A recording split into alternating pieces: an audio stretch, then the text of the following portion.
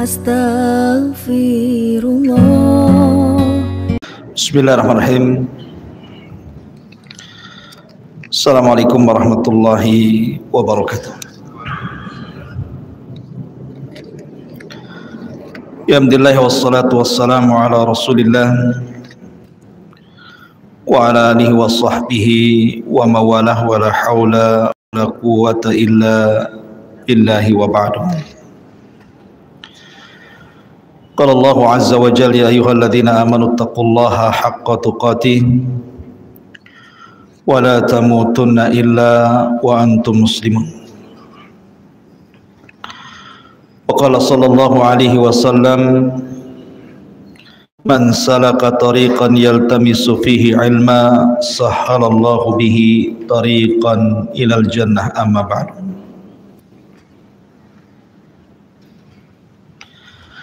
Terlanjutkan kajian tafsir kita, masih membahas tafsir surah Al-Baqarah. Syaitanir rajim. Bismillahirrahmanirrahim. Tsumma qasat qulubukum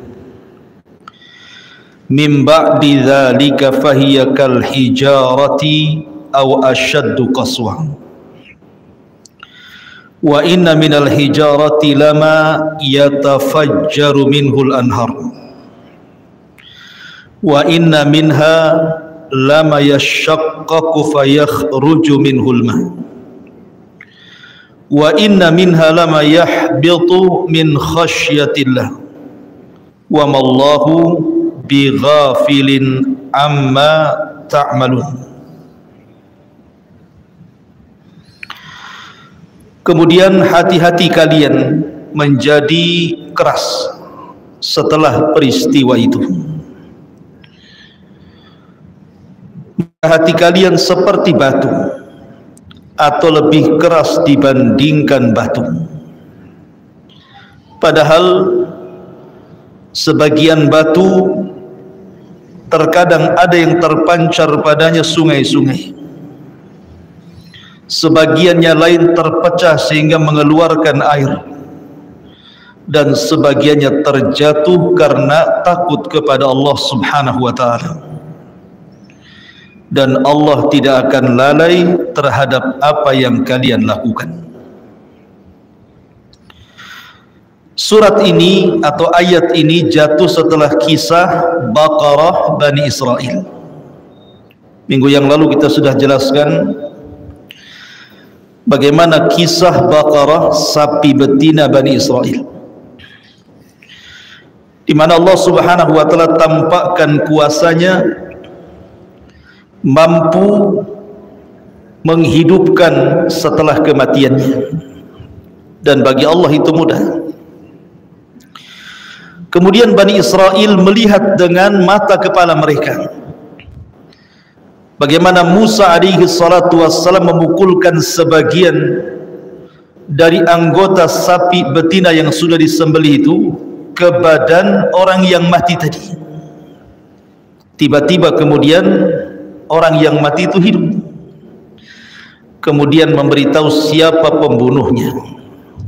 Setelah diberitahu bahwa yang membunuhnya adalah anak pamannya, maka dia pun mati kembali. Peristiwa ini membuat menangis Bani Israel. Bagaimana bisa Musa alaihi salatu wassalam menghidupkan atas izin Allah dan memberitahu siapa pembunuhnya sebelumnya mereka sudah sibuk menghabiskan harta-harta mereka untuk peristiwa ini. Mereka pun menangis, tetapi entah kenapa dengan lamanya waktu dari peristiwa itu tiba-tiba mereka keras lagi hatinya. Maka di sini Allah Subhanahu wa ta'ala mengatakan summa qasat qulubukum, kemudian mengeraslah hati kalian, padahal kalian sebelumnya melembut, menangis, berterima kasih kepada Musa sehingga tersingkap siapa pembunuhnya. Dengan lamanya waktu tiba-tiba mereka mengeras lagi. Summa qasat qulubukum, tiba-tiba keraslah hati kalian. Kemudian Allah Subhanahu wa taala permisalkan hati Bani Israel dengan batu. Lihat bagaimana ada hati-hati manusia itu seperti batu. Kemudian Allah Subhanahu wa taala menyebutkan tentang keutamaan batu dibandingkan hati. Rupanya ada batu itu lebih baik dibandingkan hati. Karena ada batu itu yang terpancar di tengah-tengahnya sungai. Ada batu yang kemudian terpancar padanya mata-mata air. Seperti kisah Nabi Musa alaihi salatu wassalam, wa idistasqa Musa liqaumihi faqul nadrib bi asaqal hajar. Dan ketika Musa alaihi salatu wassalam meminta air kepada Allah atas permintaan Bani Israel karena mereka ingin minum, faqul nadrib bi asaqal hajar, kami pun perintahkan Musa pukullah batu itu. Maka Musa pun memukul batu, tiba-tiba apa? Fangfajarat minha isnatai asyara. Tiba-tiba kemudian dari batu terpancar 12 mata air. Artinya ada batu itu yang bisa memancarkan air. Kemudian ada batu itu yang jatuh karena takut kepada Allah. Seperti kasus ketika Musa alaihi salatu wassalam meminta untuk diperlihatkan Allah. Arini kaifa anzur ilaika, tampakkan kepadaku wajahmu ya Rabb, bagaimana aku bisa melihatnya. Tetapi Allah Subhanahu wa taala katakan, lan tarani, engkau tidak bisa melihatku. Walakin dur ilal jabal, walaupun demikian lihatlah gunung itu yang penuh dengan batu itu. Fa in istaqarra makana fasawfa tarani, kalau aku seandainya menampakkan kepada gunung batu dan gunung batu itu diam, maka engkau akan melihat diriku. Apa yang terjadi? Falamma tajalla rabbuhu lil jabali ja'alahu dzakka wa sara Musa sa'iqa. Ketika Allah menampakkan kepada gunung batu itu, hancur gunung batu itu, berjatuhan gunung batu itu, dan Musa pun pingsan. Kenapa gunung-gunung itu kemudian berjatuhan? Sekali lagi, wa min halama yahbitu min khasyatillah, karena mereka takut dengan Allah. Ini sama dengan firman Allah Azza wa Jalla, "Lau anzalna hadzal Qur'ana 'ala jabalin la ra'aitahu khashi'an mutasaddian min khasyatillah." Kalau seandainya Al-Qur'an ini diturunkan kepada gunung, maka engkau lihat gunung akan bergegar karena takut dengan Allah Subhanahu wa taala. Artinya bahwa gunung ini atau batu itu kan benda mati. Bagaimana dia bisa takut kepada Allah Azza wa Jalla? Karena setiap makhluk yang Allah ciptakan itu memiliki ihsas. Ihsas itu perasaan. Jangan sangka gunung tidak punya perasaan. Mereka ada perasaan. Wa in min kulli syai'in illa yusabbihuna bihamdi. Segala sesuatu yang Allah ciptakan itu semua bertasbih. Gunung bertasbih, lautan bertasbih, hutan bertasbih, semua bertasbih, bumi langit bertasbih kepada Allah Azza wa Jalla. Makanya ketika Nabi SAW dibuatkan mimbar oleh siapa? Oleh Tamim ibn Aus Ad-Dari. Dialah yang pertama membuatkan mimbar. Tamim ibn Aus Ad-Dari yang pernah berjumpa dengan Dajjal itu. Jadi pokok kurma yang biasa Rasul naik di situ sudah tidak dinaiki Rasul lagi. Ketika Rasul pindah ke mimbar, nangislah pokok kurma ini. Bahkan tangisannya sampai terdengar telinga para sahabat. Akhirnya Rasul turun dari mimbar itu, mengelus-ngelus pokok kurma itu seperti menenangkan anak kecil. Baru kemudian diam. Lihat bahwa jangan dikira kemudian benda-benda mati itu atau benda-benda yang tidak berakal sekalipun seperti binatang, mereka punya perasaan. Imam Ahmad dalam musnadnya menyebutkan hadis dari Anas bin Malik radhiyallahu an, Suatu ketika Nabi SAW membonceng Anas, kemudian berjalan-jalan di ganggang kota Madinah. Tiba-tiba kemudian keledai yang ditungganginya melewati seekor unta, dikejar sama unta itu. Tiba-tiba kemudian unta itu lari lebih dulu, kemudian menikung, kemudian berhadap-hadapan dengan keledai Rasul. Tiba-tiba unta itu yabruk, sujud di hadapan Rasul dan menangis, mengeluarkan air mata. Nabi turun dari keledainya, kemudian diusaplah tangisan unta itu. Kemudian Nabi SAW berteriak, liman hadal ibil, ini unta siapa ini? Faja'a fatan minal ansar, datang anak muda dari Ansar dan mengatakan, milik saya wahai Rasul. Maka Rasul marah dan mengatakan, afala tattakillah, tidakkah kau bertakwa kepada Allah? Afala tattakillah fi hadhil bahimah allati malakaka Allahu iyyak, tidakkah kau bertakwa kepada Allah? Lihat binatang ini sudah Allah kuasakan kepadamu. Fa innahu syaka alayya, dia sedang mengadu kepadaku untamu itu. Innaka tuji'uhu wa tut'ibuhu, engkau hanya bisa mempergunakan dia, tapi dia buat dia lapar dan kau buat dia tidak tenang hidupnya. Kau tidak memberikan kesejahteraan kepada dia. Unta saja paham mengadu kepada siapa. Unta lo paham bahwa yang bisa menyelesaikan masalah itu adalah Nabi SAW. Sehingga dia datang kepada Nabi SAW. Betapa banyak orang yang jauh lebih baik dibandingkan unta. Ketika ada masalah bukan datang kepada Rasulullah. Fa in tanaza'tum fi syai'in farudduhu ila Allah war Rasul. Kalau kalian bermasalah, kembalikan kepada Allah dan Rasulnya. Unta saja mengembalikan kepada Rasul, kita pula kemana-mana kembalinya. Ke adat lah, ke perasaan lah, ke macam-macam. Ya. Artinya kembali kepada ayat bahwa Allah Subhanahu wa taala sedang menggambarkan bagaimana keras hatinya Bani Israel. Sampai-sampai batu lebih baik dibandingkan hatinya Bani Israel. Ingat, Al-Quran ketika menjelaskan tentang hati Bani Israel bukan berarti berlaku kepada hati Bani Israel saja, tidak. Karena al-ibratu bi umumi lafzi la bi khususi sabab. Sebuah pelajaran dalam Quran itu bukan sebab turunnya kepada siapa dan sedang bicara tentang siapa, tapi umum lafaz ini juga pelajaran bagi kita bahwa ada hati-hati seperti Bani Israel di tengah-tengah umat Islam, hati-hati yang keras. Ma'asyiral muslimin yang dimuliakan Allah Subhanahu wa taala, Nabi SAW bersabda, in aradta an yalina qalbak, kalau engkau ingin melembutkan hatimu, fa'atimil miskin wamsah bi ra'sil yatim, berilah fakir miskin makanan, usap kepala anak yatim. Artinya bahwa kelembutan hati itu penting dalam kehidupan. Dalam berdakwah juga sama. Fa in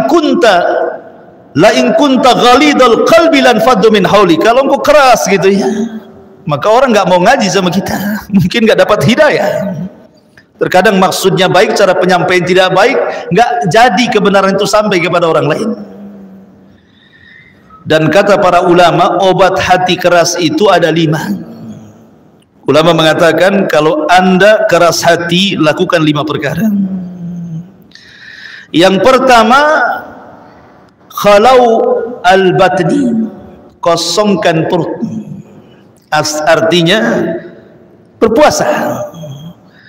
Kalaupun tidak berpuasa, jangan terlampau kenyang. Karena kenyangnya perut itu biasanya mengeraskan hati, kata ulama. Di zaman sekarang kuliner itu luar biasa, memang mengeraskan hati. Coba apalagi lagi liburan gini kan, acaranya asik kuliner dari warung ke warung saja, itu bisa mengeraskan hati. Kemudian yang kedua, tadabburul Quran. Cobalah Al-Quran itu bukan hanya sekedar dibaca. Makanya ada kaedah para ulama, fahmul hudud khairun min fahmil huruf. Memahami isi kandungan Al-Quran itu lebih baik dibandingkan menghafal huruf-huruf dalam Al-Quran. Mana dalilnya? Nabi SAW suatu ketika memanggil Abdullah ibnu Mas'ud radhiyallahu anhu, satu di antara 4 pakar Quran yang direkomendasikan Rasul untuk diambil Quran darinya. Kata Nabi SAW, ya Aba Abdurrahman, wahai Aba Abdurrahman, maksudnya kunyah dari Abdullah ibn Mas'ud radhiyallahu anhu. Iqra alayya al-Quran, bacakan untukku Al-Quran. Kata Abdullah bin Mas'ud radhiyallahu an, ya Rasulullah, aqra'u 'alaika wal Qur'anu unzila ilaika? Rasul, macam mana saya akan membacakan Quran kepadamu? Lah Quran kan turun kepadamu. Dari sini menunjukkan apa?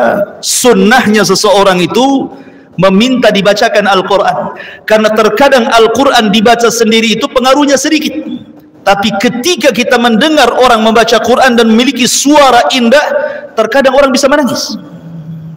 Cobalah kita dengar murotal gitu ya, yang baca Syekh Surem kan enak tuh, nangis gitu. Kalau antum yang baca serem. Ya. Ma'asyiral muslimin yang dimuliakan Allah Azza wa Jalla. Jadi Nabi SAW meminta Abdullah bin Mas'ud untuk dibacakan Al-Quran. Akhirnya lihat adabnya Abdullah bin Mas'ud, tidak mendebat Rasul dan mengatakan Rasul surat apa, Al-Baqarah kah, Al-Imran kah, tidak. Terus sahabat, ketika Rasul meminta baca, langsung baca. Itulah sahabat kan. Kalau mungkin saya bilang tolonglah bacakan ke saya Al-Quran, pasti antum milih-milih surat apa Ustaz gitu. Abdullah bin Mas'ud tidak membantah, dia langsung memilihkan ayat Al-Quran, langsung surah An-Nisa dia baca sampai kepada ayat fa kaifa idza ji'na min kulli ummatin bi syahid wa ji'na bika ala haula'i syahida. Bagaimana kalau seandainya tiap-tiap umat ini didatangkan di hadapan Allah bersama saksi-saksinya dan engkau akan jadi saksi bagi mereka. Tiba-tiba Nabi SAW menangis dan mengatakan kepada Abdullah ibn Mas'ud, hasbuka hasbuka ya ibn Mas'ud, cukup cukup wahai ibn Mas'ud. Rasul langsung menghentikan karena paham dengan bacaan itu. Kemudian Rasul menangis dan kata Abdullah bin Mas'ud, aku melihat Rasul menangis sampai membasahi janggut air matanya.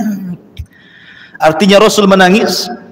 Ada kaidah di sini bahwa Rasul paham dengan isi Al-Quran.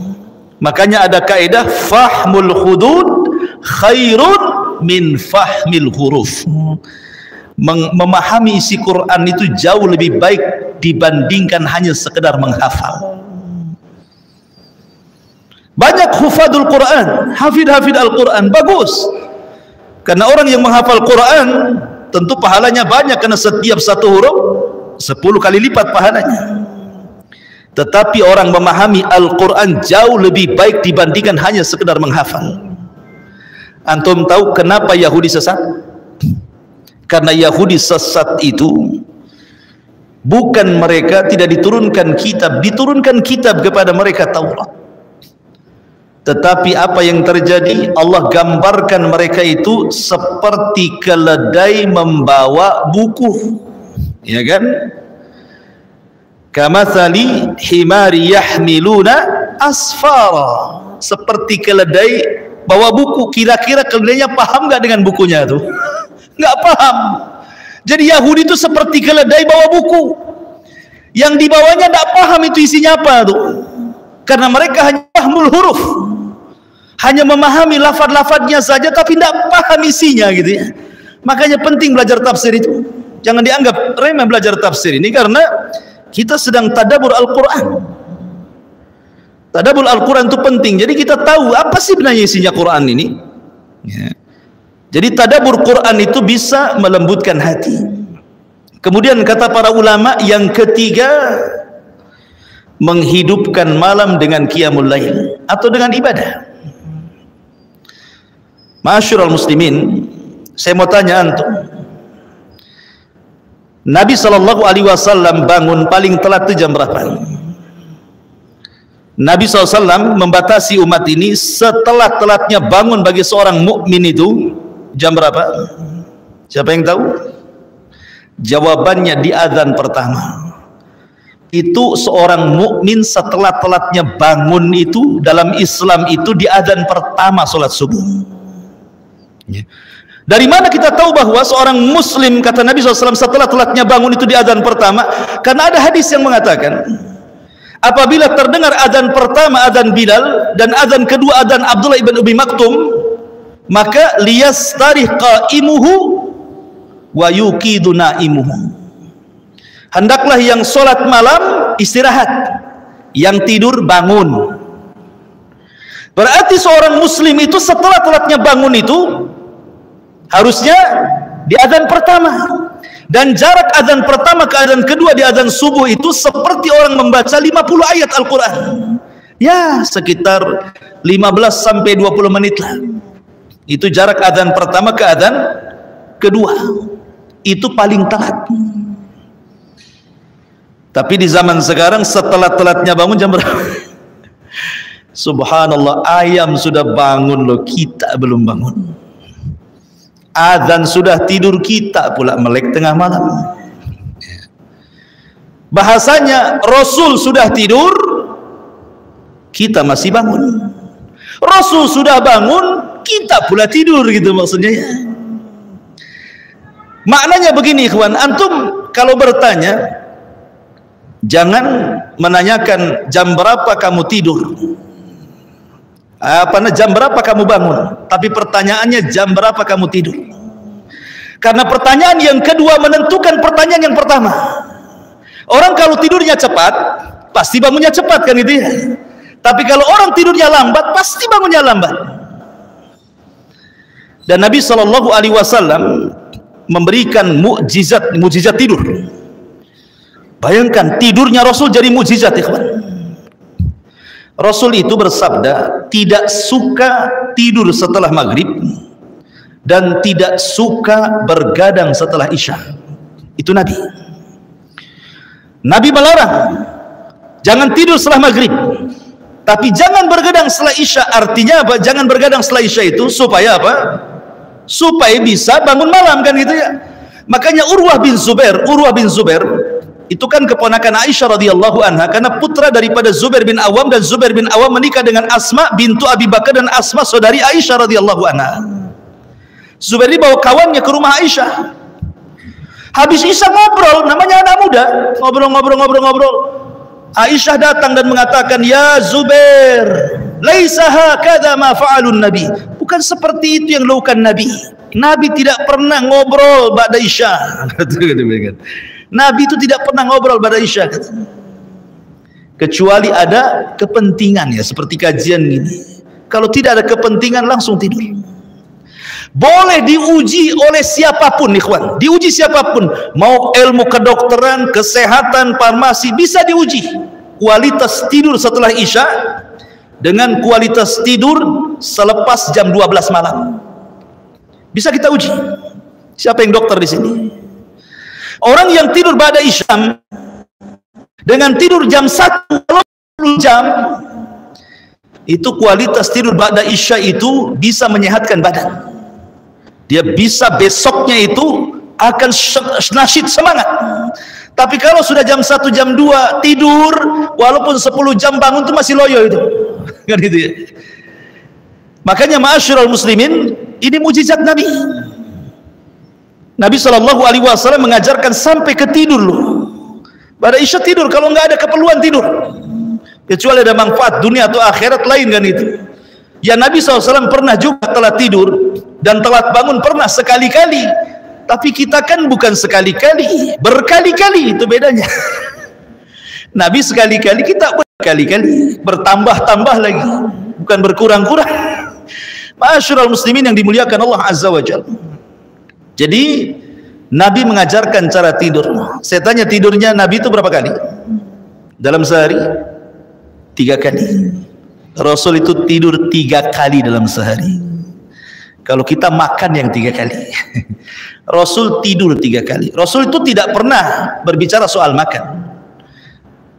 Maksudnya Makan itu kapan saja tidak dilarang, cuman caranya Rasul jelaskan. Caranya makan kanan, baca basmalah 3 jari, itu saja kan. Tetapi kalau tidur, Nabi SAW contohkan. Pertama, tidur ba'da isya sampai separuh malam atau 2/3 malam, sebagaimana disebutkan dalam surah Muzammil. Bisa separuh malam kemudian bangun, ataupun 2/3 malam kemudian 1/3 malam akhir bangun. Kemudian Rasul menghabiskan qiyamul lail dan membaca Al-Quran. Kemudian ketika azan pertama sebelum azan subuh, maka Rasulullah SAW istirahat. Disitulah Nabi SAW sekitar 15-20 menit Rasul tidur lagi. Ustadz, kalau saya ingin niru Nabi, 15 menit, 20 menit sebelum subuh saya tidur, bablas lah subuh saya, katanya. Iya, tidurnya gimana caranya? Nabi itu tidur bukan kayak antum terlentang begitu. Rasul tidur ke lambung kanan, kemudian dijadikan ininya bantal begini, miring ke lambung kanan. Karena kalau tidur miring ke lambung kanan tidak akan khusyuk tidurnya, pasti mudah terkejut, sehingga akan terbangunkan dengan suara azan. Kemudian yang ketiga, Nabi SAW tidur sebelum zuhur, yang disebut dengan kailulah namanya. Tidur kailulah itu tidak lama, bisa 10 menit, bisa 15 menit paling lama. Tidur kailulah namanya. Dan ini keajaiban menurut ilmu kesehatan, bahkan yang meneliti ini orang barat. Orang yang biasa tidur kailulah sebelum subuh, sebelum zuhur, walaupun hanya 10-15 menit, maka akan disehatkan jantungnya, tidak akan mudah stroke. Ya, ini penelitian barat. Tapi bagi kita, walaupun barat tidak meneliti, anggaplah tidak ada penelitian barat bahwa orang yang kailulah itu bisa menyehatkan jantung gitu ya. Tetap kita katakan bahwa tidur Nabi itu mukjizat. Pasti ada kesehatan di situ. Apalagi setelah diteliti barat gitu ya, makin lagi gitu ya. Terkadang barat itu hanya meneliti saja kan. Contoh umpamanya air yang dibacakan Al-Quran diteliti Jepang, rupanya bisa jadi detox ya, dan begitu seterusnya. Intinya bahwa kalau orang ingin lembut hatinya, maka sukalah bangun tengah malam, minimalnya jangan telat bangun. Dan dalam Islam setelat-telatnya bangun 20 menit sebelum azan subuh, itu paling telat itu. Karena sholat malam bisa melembutkan hati. Kemudian yang keempat, kata ulama, suhbatus salihin, berkawan dengan orang saleh, berkawan dengan orang taat beribadah, lembut hati kita. Kalau tidak berkawan dengan mereka susah. Apalagi berkawan dengan orang jahat, keras lah kita jadinya kan itu. Maka cari orang-orang saleh, karena orang saleh itu di dunia aja manfaat, apalagi di akhirat. Kemudian yang terakhir kata para ulama, seperti hadis yang saya baca tadi, hendaklah kita memberi makan fuqara wal masakin dan mengusap kepala anak-anak yatim, itu bisa melembutkan. Ada tambahan, ziarah kubur.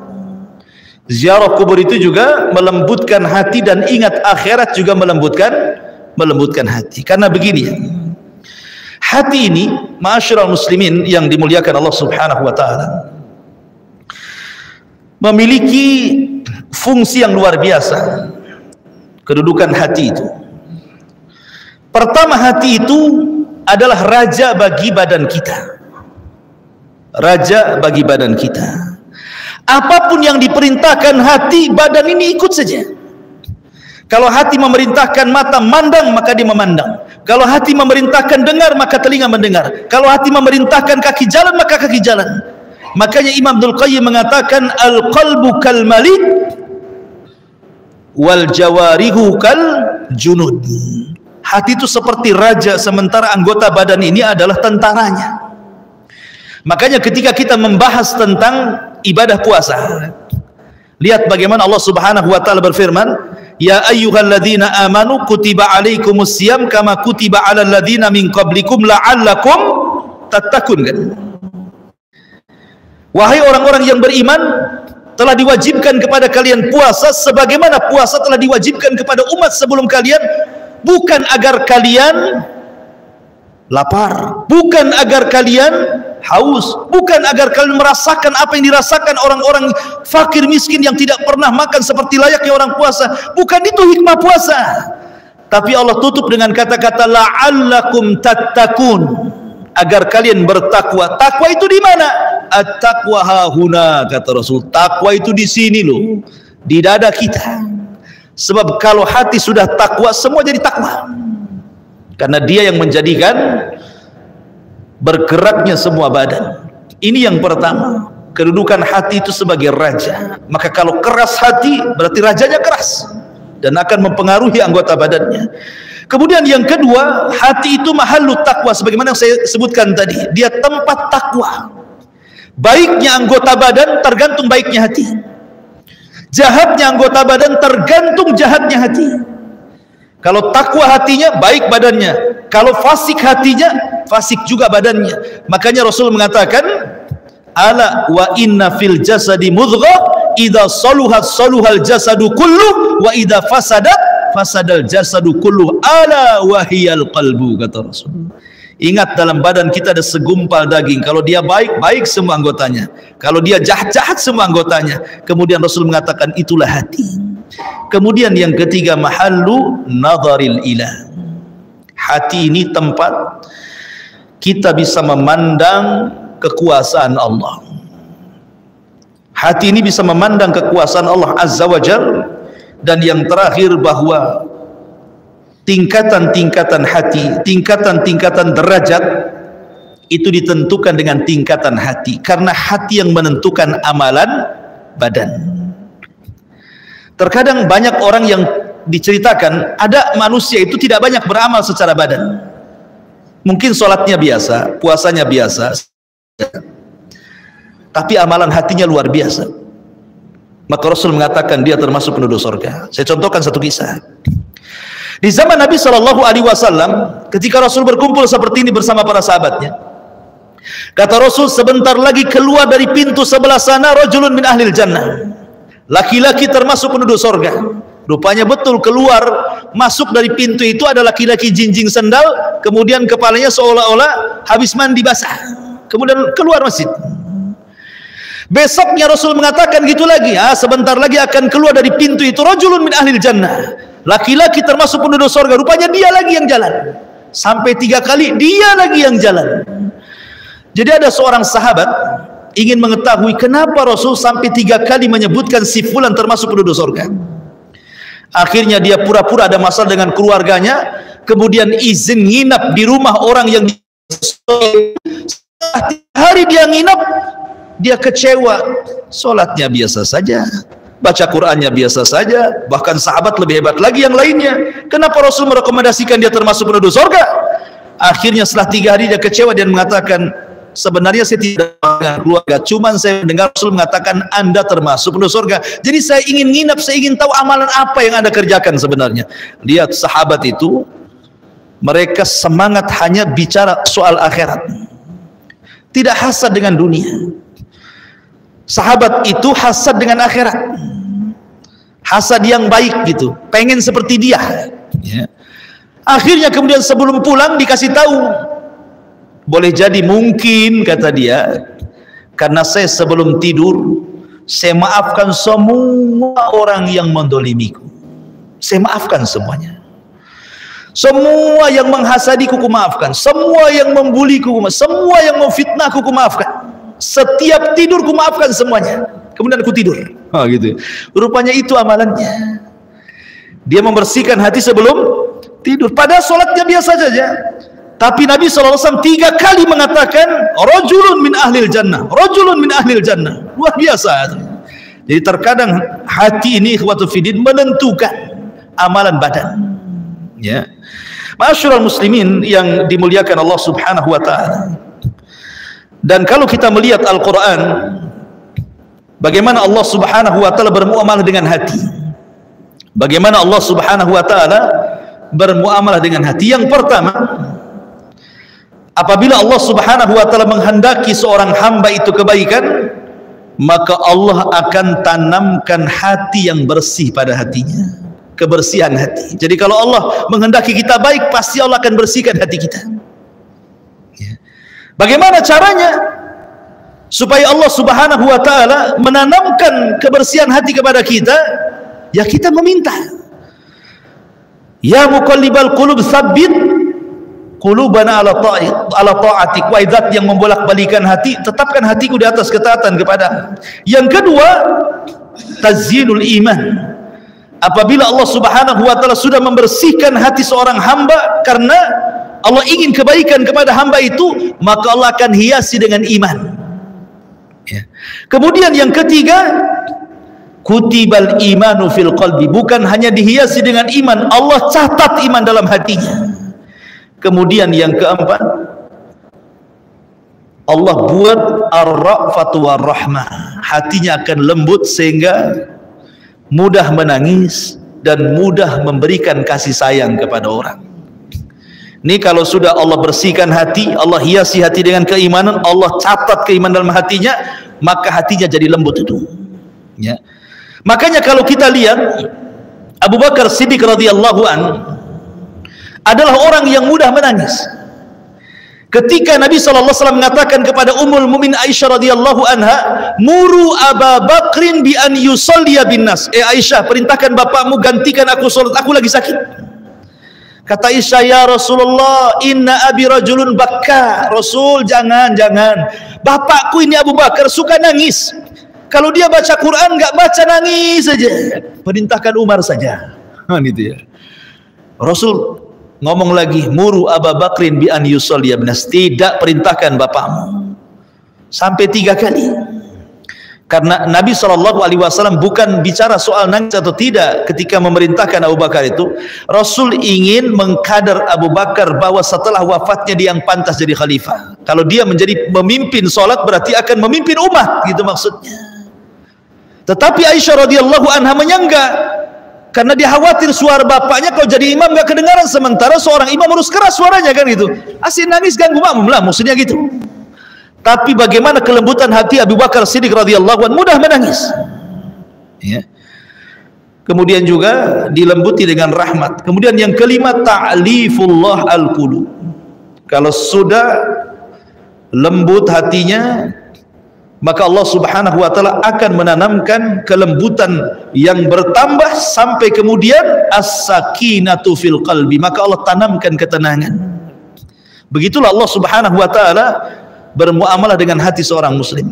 Lah dalam ayat ini ma'asyiral muslimin yang dimuliakan Allah Subhanahu wa taala, di sini Allah mengatakan tsumma qasat qulubukum, kemudian keraslah hati kalian.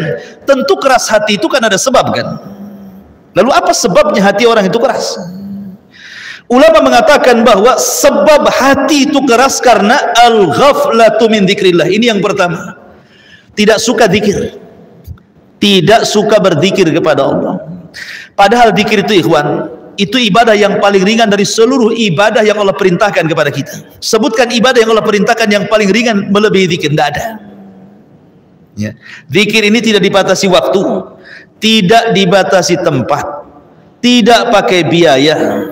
Anak kecil bisa melakukannya, anak remaja bisa melakukannya, orang dewasa bisa melakukannya, orang tua bisa melakukannya, orang sakit bisa melakukannya, orang sehat bisa melakukannya, orang kaya bisa melakukannya, orang miskin juga. Semua bisa melakukan zikir.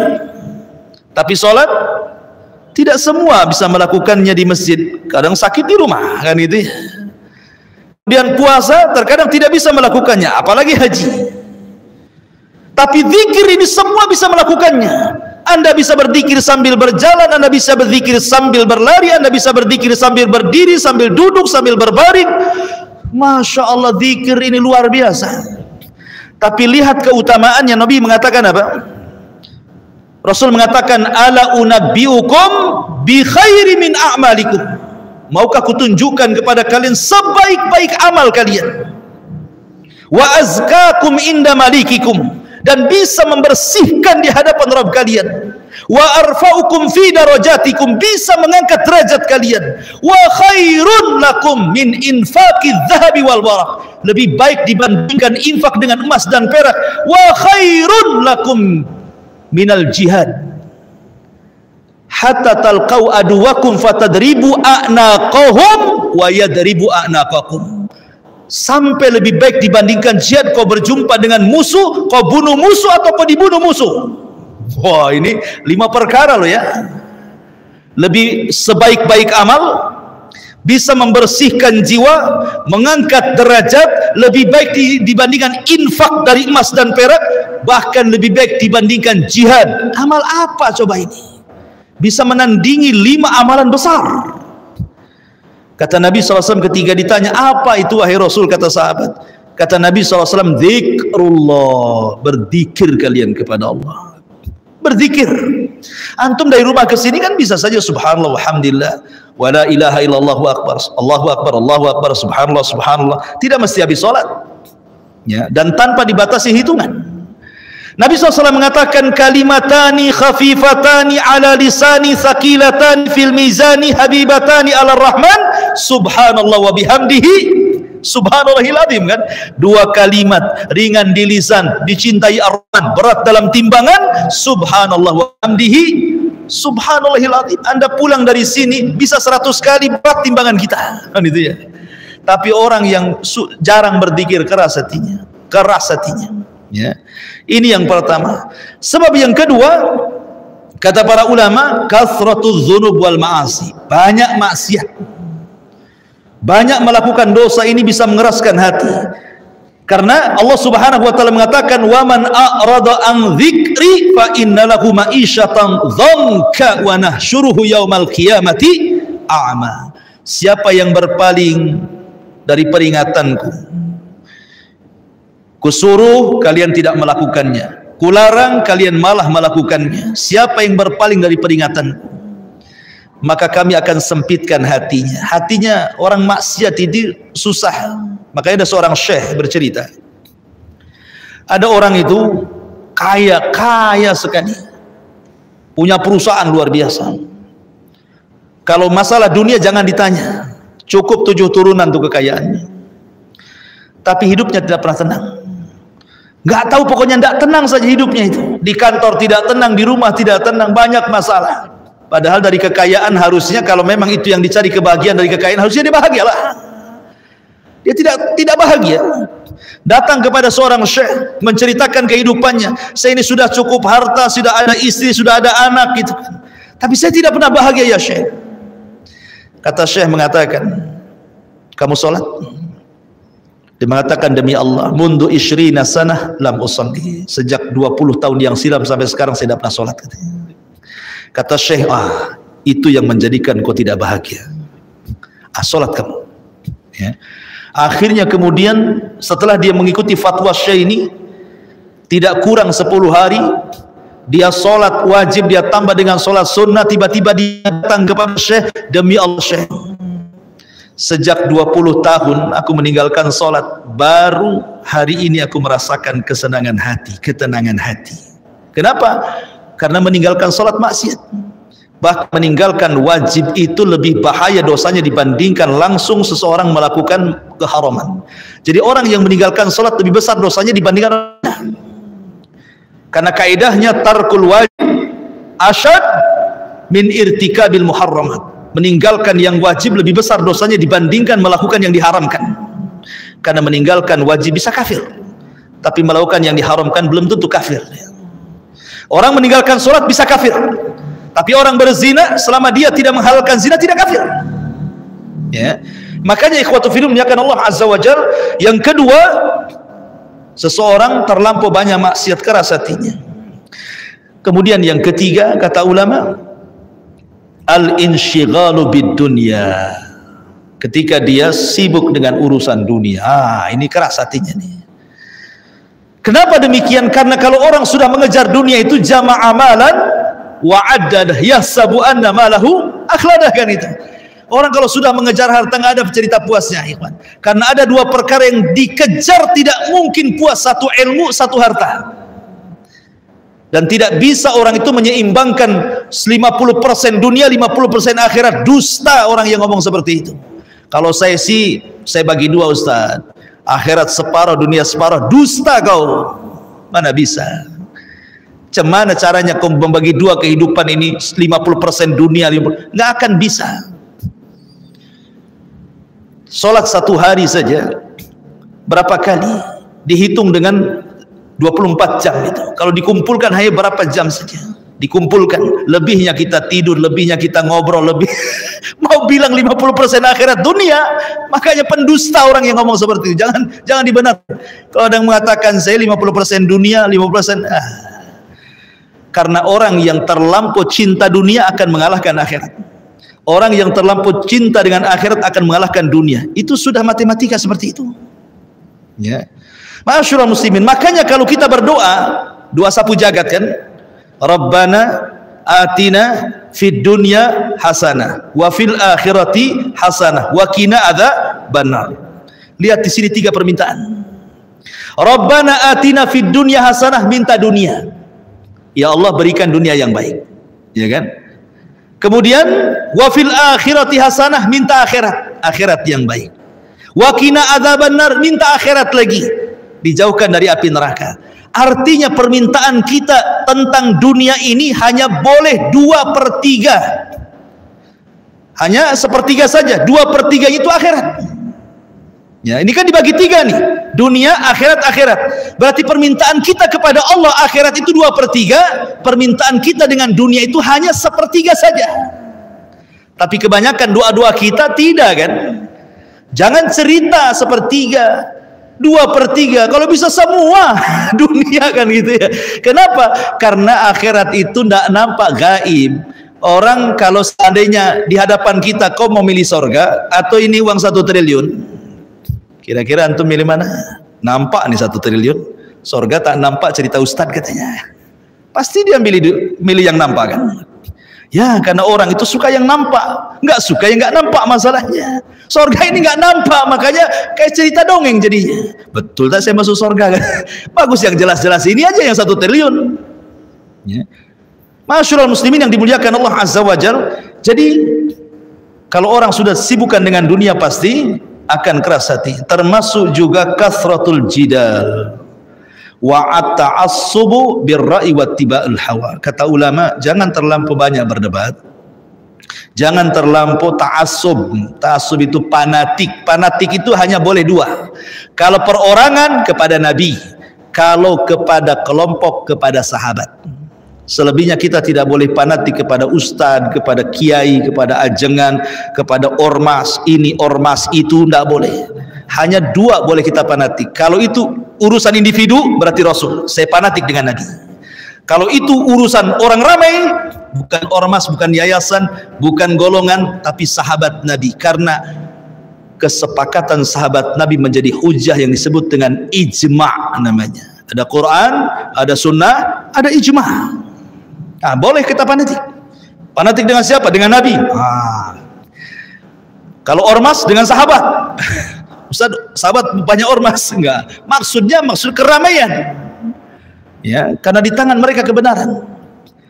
Kemudian juga yang meraskan hati yang terakhir adalah kathratu mukhalatatin nas fi ghairi maslahatin. Orang terlampau banyak berkawan tapi tidak ada maslahatnya.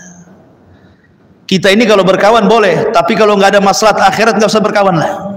Pilih-pilih kawan itu, mana yang menguntungkan akhirat, mana yang tidak, mana yang merugikan, mana yang menguntungkan. Harus pandai kita, karena agama kita itu digadaikan kepada agama kawannya, dan itu bisa mengeraskan hati. Ini di antara sebab-sebab keras hati yang disebutkan para ulama. Lah di sini Allah Subhanahu wa taala menyebutkan tentang kerasnya hati Bani Israel. Bani Israel seperti itu. Masyaallah muslimin, saya gambarkan bagaimana keras hatinya Bani Israel ya, sedikit sebelum saya tutup. Jadi Bani Israel ini saking kerasnya hati itu, ketika Yusha ibn Nun, ketika Musa sudah meninggal, Harun sudah meninggal, maka generasi baru dipimpin Yusha ibn Nun penggantinya. Ketika itu mereka masih berada di negeri linglung, di tanah linglung, mereka nggak bisa keluar 40 tahun dari situ, karena mereka tidak mau membebaskan Baitul Maqdis karena harus melawan orang-orang Kananium. Tapi sekarang generasi berbeda lagi. Ini generasi hebat, pejuang, pemberani. Generasi penutup sudah nggak ada lagi.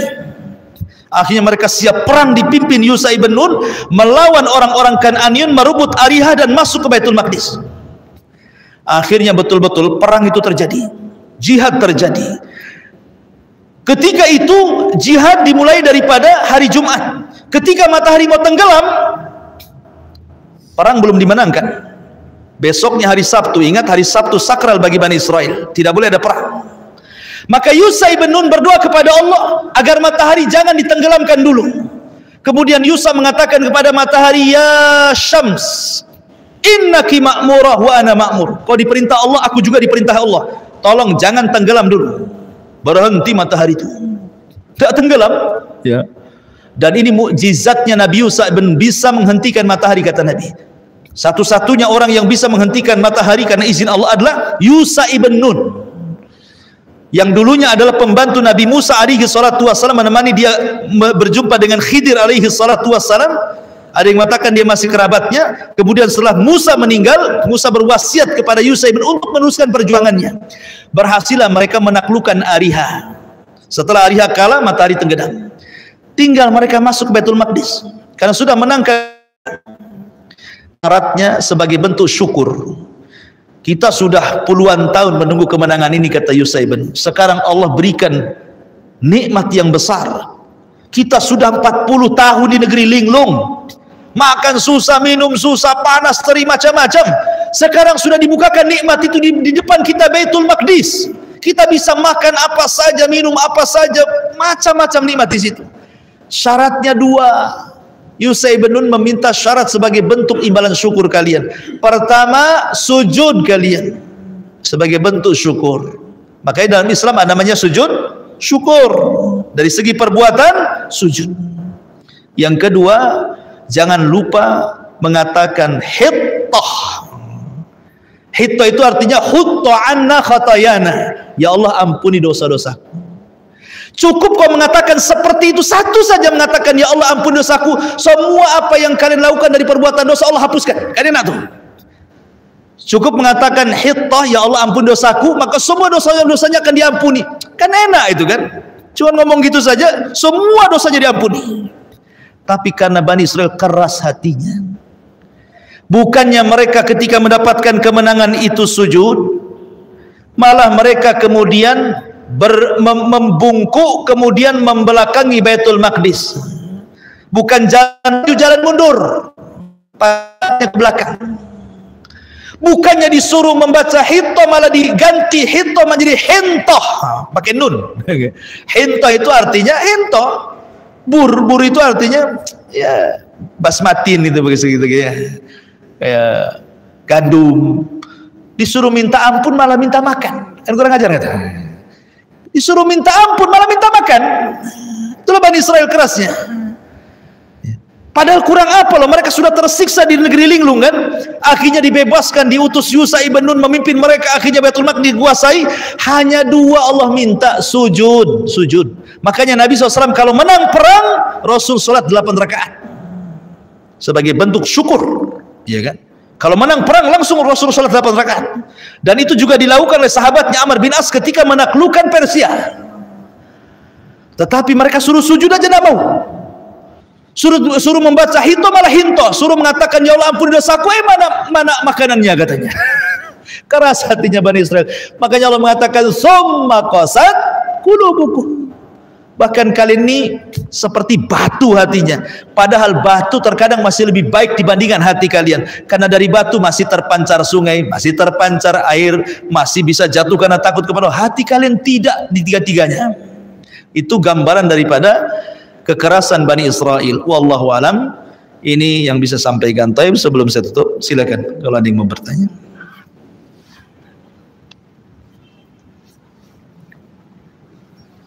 Tidak ada? Alhamdulillah. Cepat. Waalaikumsalam warahmatullahi wabarakatuh.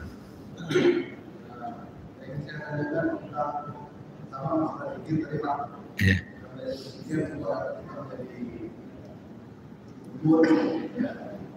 Zikir itu dengan berdasarkan atas atau misalnya dengan kita diam, apakah itu sudah bisa, atau dengan ucapan mulut yang benar. Terus yang kedua adalah tentang masalah yang sholat berjamaah. Contoh seperti saya mengambil contoh diri saya, Dulunya saya gereja, saya nggak pernah sholat, tapi saya sering melakukan ibadah, itu apakah dengan saya tidak melaksanakan sholat, amalan yang saya kerjakan setelah anak yatim itu apakah masuk dalam catatan atau tidak? Dan kalau seandainya kalau itu tidak, jika saya bertobat saya melaksanakan sholat seperti yang ini, apakah itu akan kembali lagi atau bagaimana? Baik. Nah itu untuk amal dosa jariah.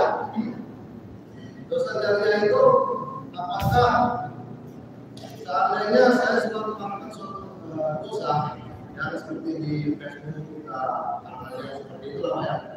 Saya sudah bertobat, tapi belum sempat saya menghapus. Dan nanti apakah itu dosa itu akan terus mengalir atau sudah sampai? Baik. Ahsan, 3 pertanyaan. 1, zikir itu amalan lisan. Zikir itu amalan lisan, bukan amalan hati. Karena dia amalan lisan diucapkan. Ya minimal dengarlah oleh diri sendiri, walaupun tidak keras kan itu ya. Itu amalan lisan, amalan hati berbeda. Amalan lisan dari sini astagfirullah, astagfirullah, subhanallah, subhanallah, kan begitu. Bahkan Rasul mengatakan man lazimal istighfar ja'alallahu min kulli dzikin makhraja wa min kulli hammin faraja. Siapa yang melazimkan istighfar, coba kalau antum ada masalah, mungkin sekarang ada masalah, buktikan. Kalau antum ada masalah, terus istighfar. Astagfirullah, astagfirullah, astagfirullah. Kalau ada masalah ya, saya yakin tidak waktu lama hilang masalah itu. Minimalnya walaupun tidak hilang, tenang hati. Karena Rasul yang mengatakan, siapa yang melazimkan istighfar, ja'alallahu min kulli dikin faraja wa min kulli hammin faraja. Ya. Kalau kita sempit Allah lapangkan, kalau kita lagi gundah gulana Allah senangkan. Jadi perbanyak zikir. Dan tidak ada ruginya berzikir, itu kan beratkan timbangan kita. Makanya Rasul mengatakan sabaqal mufarriduna bil jannah. Mufarridu akan mendahului kita ke surga. Kita ini sama-sama datang ke pengajian sini. Rupanya teman kita lebih dulu masuk surga. Kenapa? Karena sepanjang jalan dia berzikir. Walaupun sama-sama ngaji. Kemudian yang kedua, ada hadis Rasul mengatakan, khairukum fil jahiliyati khairukum fil islami idza fuqihu. Orang baik di masa jahiliyah, kemudian dia masuk Islam, maka kebaikan di zaman jahiliyah akan digabungkan dengan kebaikan dalam Islam kalau dia diberikan kecerdasan. Ingin kebaikan, dan cerdas itu datang karena ingin baik. Man yuridillahu khairan yufaqihu fiddin. Siapa yang ingin baik Allah cerdaskan. Kalau nggak ingin baiknya bodoh terus gitu. Artinya bahwa kalau dulu kita tidak sholat tapi kita baik bersedekah, beramal soleh, sholat ini yang menentukan amalan loh ya. Idza shaluhat sholatu shaluha sairu amali. Kalau sholatnya baik, semua amal dianggap baik. Kalau sholatnya buruk, maka semua amal dianggap buruk. Selama anda tidak sholat, kalaupun anda haji, puasa, bersedekah, silaturahim, belum dianggap baik, masih digantung amalannya. Tapi kalau sudah bertobat, hijrah, kemudian sholat, amalan itu akan digabungkan, semuanya ya. Dan tobat itu menghapus semua dosa, tapi mengembalikan amalan. Itulah adilnya Allah di situ ya kan? Kemudian yang ketiga tentang dosa jariah. Kalau anda sudah betul-betul bertobat kepada Allah Azza wa Jalla, amal itu tetap dicatat. Tidak ada amal yang tidak dicatat. Ma yalfidu min qaulin illa ladaihi raqibun atid. Semua dicatat. Ya. Karena begini, catatan itu ada yang sifatnya dicatat dihisab, ada yang dicatat tidak dihisab. Ada yang dihisab diazab, ada yang dihisab tidak diazab. Kan begitu ya. Jadi ketika seseorang kemudian berbuat jahat, kemudian tobat, kejahatan tetap ada dalam catatan itu, tetapi tidak akan dihisab karena sudah tobat. Sudah tobat kan dia. Makanya kata Abu Hurairah radhiyallahu anhu, maukah ku beritahu kepada kalian seorang sahabat tidak pernah sujud, tidak pernah ruku, mati masuk surga. Sahabat heran, yang benar saja Abu Hurairah. Mana ada katanya. Kata, maukah aku tunjukkan, kata Abu Hurairah, Siapa Abu Hurairah? Kata Abu Hurairah, Usairim, seorang laki-laki dari Aus. Ketika Mus'ab bin Umair mendakwahkan di kota Madinah, Sa'ad bin Mu'ad masuk Islam. Sa'ad bin Mu'ad mengajak kaum Aus masuk Islam. Semua masuk Islam kecuali satu orang namanya Usairim, tidak mau masuk Islam. Tapi suatu ketika jihad, Usairim melihat kabilahnya butuh bantuan. Akhirnya dia datang kepada Rasul, Rasul libatkan aku dalam perang. Bukan karena Islam, tapi ingin membantu kabilahku. Kata Rasul, tidak bisa. Kalau kau ingin jihad membantu kabilahmu, kau harus masuk Islam. Akhirnya dia pun bersyahadat, langsung masuk perang, mati syahid. Gitu. Coba kata Abu Hurairah, lihat orang ini nggak pernah ruku, nggak pernah sujud, sekali mati masuk surga katanya. Karena ketika perang bersyahadat langsung mati. Ya kan? Jadi seperti itu. Karena begini ikhwan, terkadang perlu kita pahami, ada orang-orang yang penampilannya terkadang agamis, Masya Allah, janggutnya panjang, jubahnya panjang, serbanya melilit gitu ya, tasbihnya melingkar-lingkar gitu. Tetapi belum tentu menjamin dia masuk surga. Belum tentu dia menjamin masuk surga. Karena ada hadis yang mengatakan ada orang itu beramal dengan amalan ahli surga, antara dia dengan surga tinggal satu hasta. Tinggal satu hasta segini. Tiba-tiba kemudian di akhir hayatnya dia melakukan perbuatan ahli nar, maka Allah catat dia termasuk penduduk neraka. Tapi ada orang sebaliknya, penampilannya biasa-biasa saja, bahkan cenderung orang jahat. Mungkin antara dia dengan neraka tinggal satu hasta, tapi di ujung hayatnya dia bertobat kepada Allah Azza wa Jalla, mengamalkan amalan sorga, Allah catat dia masuk sorga. Maka dari sini ada kaidah al-amal bi khawatimiha, amal itu ditentukan akhir, tetapi akhir juga ditentukan awal dan tengah, karena kita tidak tahu takdir. Kalau orang kemudian berpegang, yang penting kan akhirnya, kapan lu tobat? Habis haji Ustaz. Nggak haji-haji nggak tobat-tobat lah kan itu. Kapan tobat? Nunggu 50 tahun usia saya. Karena berpikir apa? Yang penting kan akhirnya Ustaz. Nantilah kalau sudah 60 tahun saya tobat, saya sholat. Yang menentukan akhir itu awal dan tengah. Perhatikan firman Allah Azza wa Jalla. Fa amma man a'ta wattaqa wa saddaqa bil husna fasanuyassiruhu lil yusra. Siapa yang a'ta, memberi, dengan harta dia memberi, dengan ilmu dia mengajar, dengan jabatan dia bermanfaat untuk agama. Wattaqa, dia lakukan karena ketakwaan, karena Allah. Ya. Kemudian dia pun yakin bahwa ada surga, ada pahala di akhirat. Maka sudah mudah dia melakukan amal saleh, Allah mudahkan. Maksudnya dia sudah mudah melakukan amal saleh, Allah mudahkan. Maksudnya begini, orang kalau terbiasa sholat wajib, maka dia akan mudah sholat sunnah. Orang kalau terbiasa puasa Ramadan, maka dia akan mudah puasa sunnah. Orang kalau biasa zakat akan mudah sedekah. Begitu seterusnya. Karena ibadah ini melahirkan ibadah yang lain. Nanti ibadah ini, ibadah yang melahirkan ibadah yang lain, melahirkan ibadah yang lain lagi, melahirkan ibadah yang lain, akhirnya ditutup dengan seperti itu. Fasanu yassiru, sudah mudah dia melakukan amal soleh itu, Allah mudahkan lagi supaya dia husnul khotimah. Tapi fa amma man bakhila, siapa yang bakhil, wastagna, tidak peduli dengan Allah, wa kadzdzaba bil husna, dia pun mendustakan akhirat, tidak ada balasan, tidak ada surga, fasanu yassiruhul usra, sudah sulit Allah persulit lagi. Ya, sudah sulit ibadah, maksiat mudah, tapi ibadah sulit. Dan maksiat melahirkan maksiat yang kedua, maksiat yang kedua melahirkan maksiat yang ketiga, maksiat yang ketiga melahirkan maksiat yang keempat, akhirnya ditutup dengan seperti itu. Sudah sulit ibadah, Allah mudahkan maksiat sampai dia su'ul khotimah. Jadi akhir itu ditentukan awal dan tengah. Jangan berpikir nanti tobat, nanti kapan? Keburu matilah kan itu. Mau tobat sekarang. Gitu gitu ya. Wallahu a'lam. Iya. Boleh. Ustaz, bagaimana kita memberikan jawaban bagi mereka yang bertanya, kenapa Allah menurunkan Al-Quran melalui Jibril? Kenapa tidak langsung menurut Allah dengan Nabi Muhammad SAW? Ya, alhamdulillah. Kenapa Allah Subhanahu wa taala harus menurunkan Al-Qur'an lewat malaikat Jibril? Ingat bahwa wahyu turun itu tidak semua lewat Jibril. Wahyu turun itu tidak semua lewat Jibril. Terkadang Allah langsung dengan Rasul. Contohnya peristiwa Isra Mi'raj, nggak ada Jibril-Jibrilan di situ. Mana ada Jibril Isra Mi'raj itu? Jibril hanya naikkan saja. Habis di Sidratil Muntaha, Jibril nggak ikut. Kemudian berjumpa dengan Allah Azza wa Jalla, perintahkan salat, itu wahyu. Tak ada Jibril di sini. Jadi ini thariqah wahyu namanya. Terkadang Nabi SAW langsung berdialog dengan Allah seperti ketika perintah salat. Tidak ada di antara dia dengan Allah penerjemah. Langsung face to face. Terkadang lewat Jibril.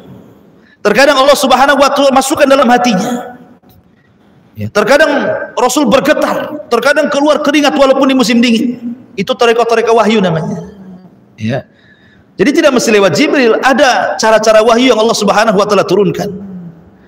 Tetapi ketika Allah Subhanahu kalau bertanya kenapa mesti lewat Jibril, la tas'al amman yaf'al wa hum yus'alun. Allah yang menjawab. Jangan kau tanya perbuatan Allah. Allah yang akan tanya perbuatan kalian. Ini kan tanya perbuatan Allah. Kenapa Allah? Kok tanya pula Allah, ditanya pula kan itu. Jangan kau tanya perbuatan Allah. Allah yang tanya perbuatan kamu. Ya suka-suka Allah mau lewat Jibril, mau lewat siapa kan itu. Sibuk kali kalian. Aduh, kacau. Iya. Wallahu a'lam. Taib, sampai di sini. Subhanaka wa bihamdika asyhadu an la ilaha illa anta astaghfiruka wa atubu ilaik. Allahu ta'ala alam. Assalamualaikum warahmatullahi wabarakatuh.